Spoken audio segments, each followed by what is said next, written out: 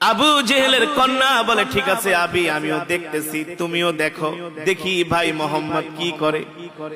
আল্লাহ তাআলার নির্দেশে আল্লাহর নবী আকাশের দিকে হাত উঠাইলেন। আল্লাহ তাআলা কোরআনের আয়াত, ইকতারাবাতিস সাআতু ওয়ানশাক্কাল কমার, আল্লাহু আকবার। আল্লাহর নবী হাত উঠানোর সাথে সাথে ইকতারাবাতিস সাআতু ওয়ানশাক্কাল কমার, সাথে সাথে চাঁদ দ্বিখণ্ডিত হইয়া একটা পড়লো পাহাড়ের উপরে, আরেকটা পড়লো জমিনের উপরে। আল্লাহু আকবার, জোরে বলেন আল্লাহু আকবার। চাঁদ দ্বিখণ্ডিত হয়ে গেছে, ফেটে গেছে। আল্লাহর নবী বলে, ও চাচা উনজুর ইলাল কমার, চাঁদের দিকে তাকায় দেখেন চাঁদ ভাঙছে কি ভাঙছে না, চাঁদ ফেটেছে কি ফেটেছে না।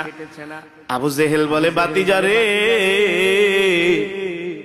এতদিন মনে করছি এ বাতিজা তুমি শুধু মানুষকে জাদু করো, এখন দেখি তুমি চাঁদের গায়েও জাদু তোমার লেগে যায়। নাউজুবিল্লাহ, জোরে বলেন নাউজুবিল্লাহ। এই সমাজে এখনো কিছু আবু জেহেল মার্কা মুসলমান আছে কি আছে না? কোরআনের কথা দ্বীনের কথা বললে তাদের কাছে মজা লাগে না, শুধু জিলাপির মতো পেঁচায়। ঠিক কিনা বলেন? শুধু জিলাপির মতো পেঁচায়, ঠিক কিনা বলেন? আবু জেহেল তার কন্যাকে বলে, কি রে মা, কি দেখছস? কান্ত হয়ে গেছে, চাঁদ তো ফাইটে গেছে।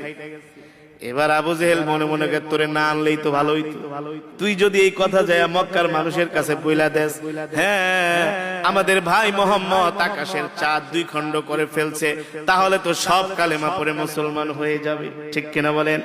এবার আবু জেহেল তার কন্যাকে বলে, মারে হাত ধরে বলে, ভাতিজা মোহাম্মদ যে চাঁদটাকে দ্বিখণ্ডিত করছে, এই কথা তুই কারো কাছে বলবি না, বল আমার কাছে ওয়াদা কর। ছোট মানুষ বলে, বাবা বললে কি হবে?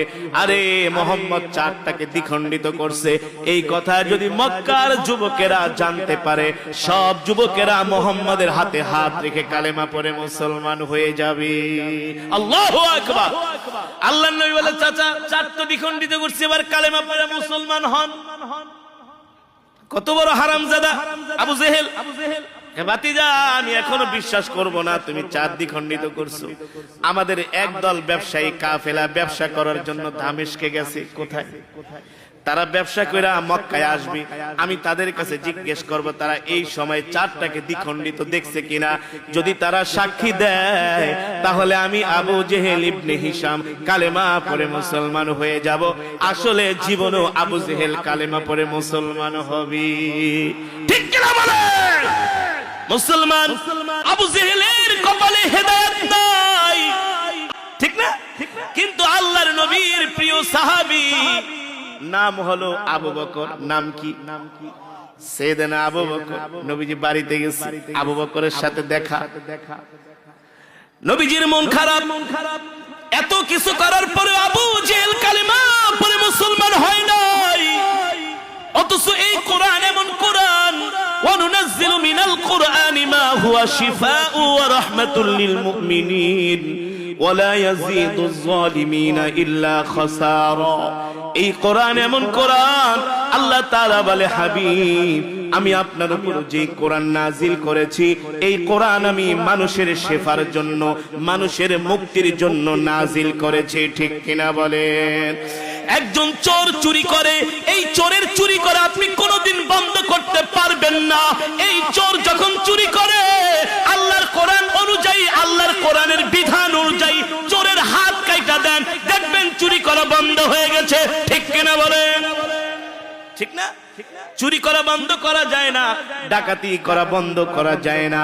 যদি আল্লাহর কোরআনের আইন এই জমিনের মধ্যে থাকতো, চুরি ডাকাতি জিনা ব্যভিচার সব কিছু বন্ধ হয়ে যেত।